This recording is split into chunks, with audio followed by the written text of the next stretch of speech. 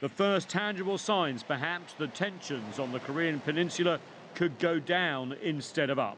In an apparent reversal of US policy, US President Donald Trump agreed to a request from President Moon Jae-in to suspend planned military exercises during the Winter Olympics.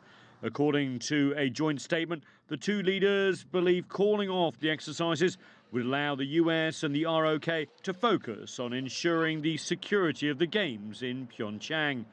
Previously, the White House said any reduction in military exercises was out of the question and ruled out talks too, as it pursues a policy of what it calls maximum pressure.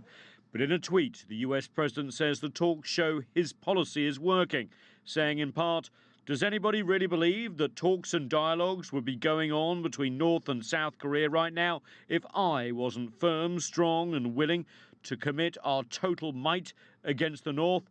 Fools, but talks are a good thing." Engagement between Seoul and Pyongyang follows the DPRK leader's New Year's message, in which he held out the prospect of talks with the South and proposed sending a DPRK delegation of athletes and officials to the Winter Olympics. Seoul responded by reopening the telephone hotline which connects the two states.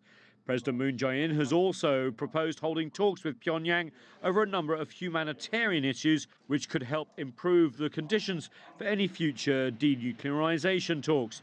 No date has been set for any inter-Korean dialogue, but the prospect is there after months of missile testing and increasingly bellicose rhetoric. Beijing is also stepping up its diplomacy, announcing that China is sending a high-level diplomatic delegation to Seoul for talks.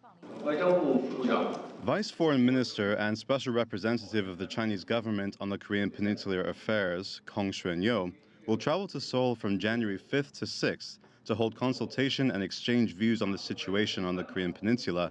Yes, the Chinese officials will arrive in Seoul after the US has not only agreed to suspend military exercises, but also after Washington has backed talks between Pyongyang and Seoul.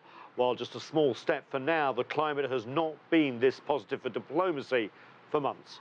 Nathan King, CGTN.